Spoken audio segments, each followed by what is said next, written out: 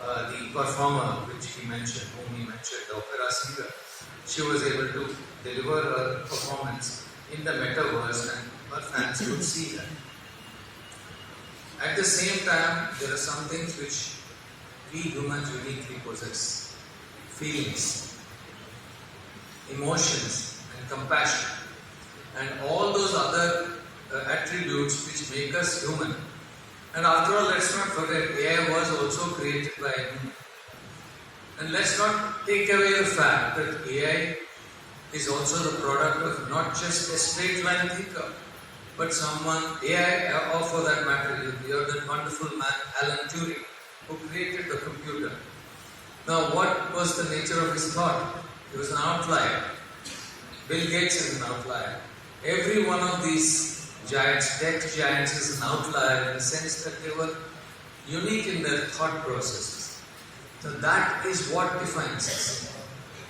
AI will only pick up as the AI that we know will pick up and predict and probably use it to the most amazingly efficient manner that we know its potential to be.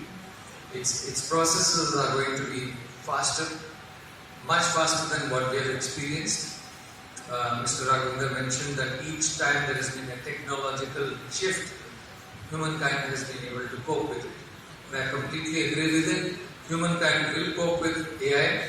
The only thing which will always be stumbling blocks is our own follies, our stupidities. AI cannot cure that. Whatever stupidities we have, whatever follies we have, whatever warts in our brain we have, which result to wars, which result to these disasters, which result in greed, that cannot be cured by AI. But AI will be a powerful tool as long as we choose to use it. Otherwise, there are disasters. There are these dire consequences.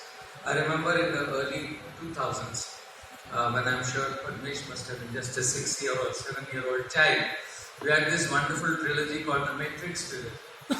Now that is what you can visualize the AI to be. AI created world to be.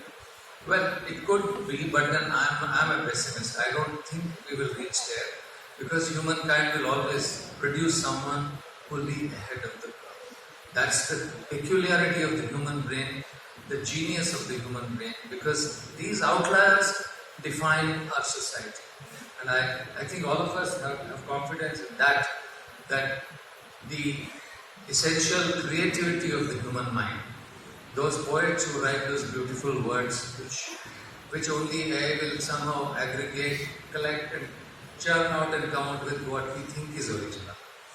Likewise, AI, I have seen photographs or rather images.